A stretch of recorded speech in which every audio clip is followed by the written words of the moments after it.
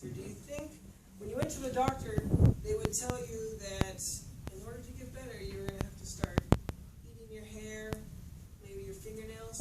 You don't think that's probably what the doctor would say to you? Yeah, probably not. I'll explain that in a second. Well, first I just wanted to say that while we are doing persuasive speeches right now, mine is pretty informative, and there's a reason for that. I believe that in the information it will persuade you guys to do something. So just keep that in mind is why I think that'll pan out. And in order to fully provide you guys with enough information, I'd pull from a plethora of different sources, including some from myself, taking classes such as mammalogy, but also some websites like the IUCN Red List for threatened species, as well as articles from CNN. And so first of all, talking about poached animals, the animal that I would like to talk about is currently going through a serious plight.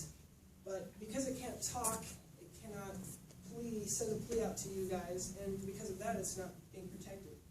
So I'm going to attempt to be a conduit for this animal and speak to you guys on behalf of this animal. First off, I'd like to talk a little about poaching and some of the surveys.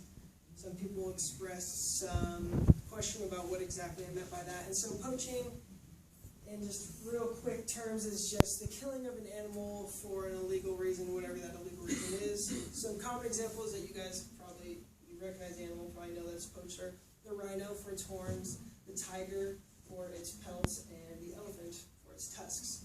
But these are not the animals that I want to talk about. The animal that I want to talk about today is called the pangolin. Oh, I was going to say penguin? No, I didn't say penguin, you silly goose. I said pangolin, this adorable little creature. All right, have any of you guys heard of a pangolin before? Or know exactly what it is? Okay, we've got a couple you know because of me.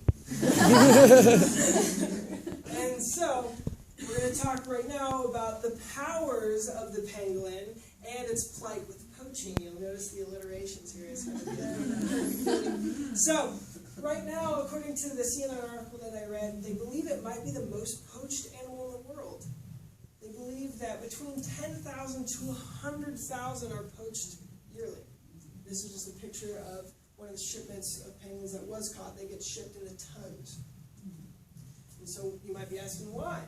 Well, here's just a quick chart also from that same article looking at costs, whether you're the hunter, different levels of trader, or, for example, an end product, which is a restaurant in Vietnam and other places, typically Southeast Asia.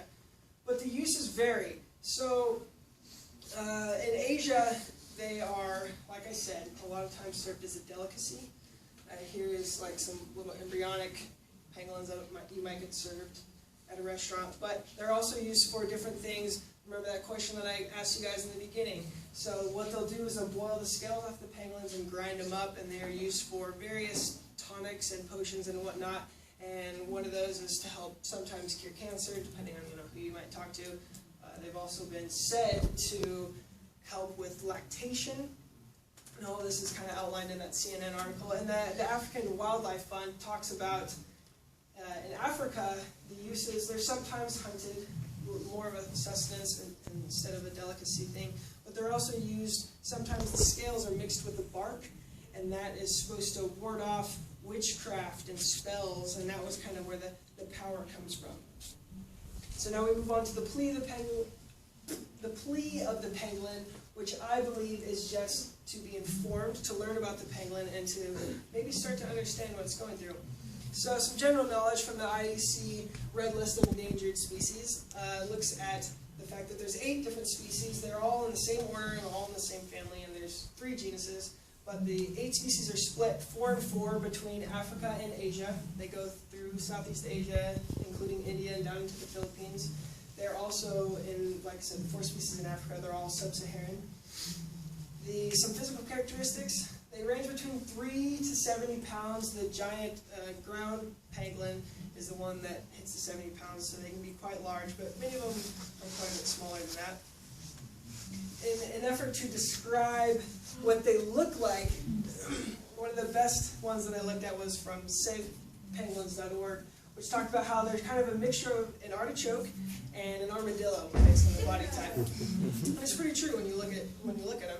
And so some other interesting facts about them. So the tongue, they're insectivores, so they mainly eat stuff like ants. And the tongue actually connects to their pelvis. It's incredibly long. It's about as long as their body. And so they use that to get into anthills. They have large claws, which they use for digging and burrowing. They also are primarily nocturnal. There's nothing in here. This is just a black rectangle. But anyway, so it makes it hard to study there because they're usually out at night.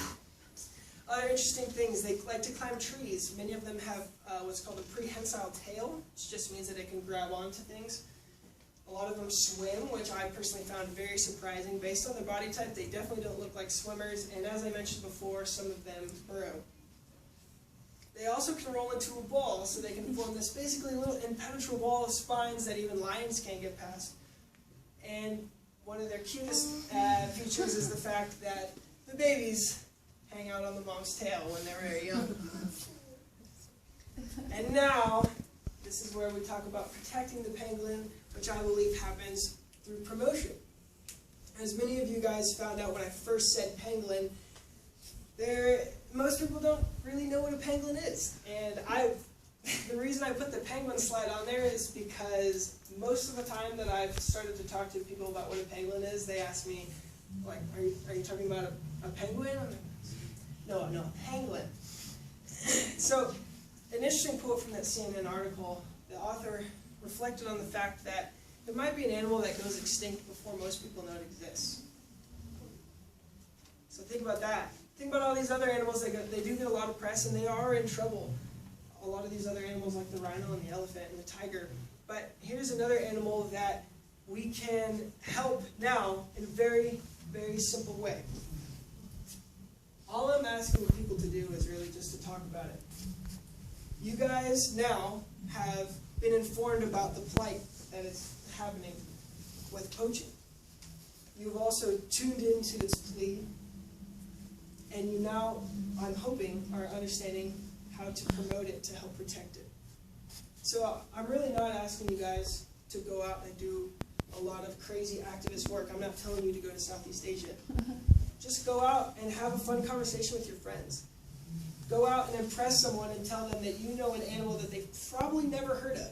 And not only that, the animal's awesome. It's super cool. It climbs around on trees. Its babies hang out on its tail. It makes for a pretty fun conversation. Post something on Facebook. It doesn't have to be really that extensive, but it can't be saved unless people know what it is. It's not going to be researched unless people care about it. And so, in closing, just think about this little animal. Look at his little face, how cute he is, and realize that most people have no idea. And most of you had no idea before I came up here that this thing even existed, this little, we'll call it statue for the Pokemon fans. And so I'm just asking, go out, just have a conversation.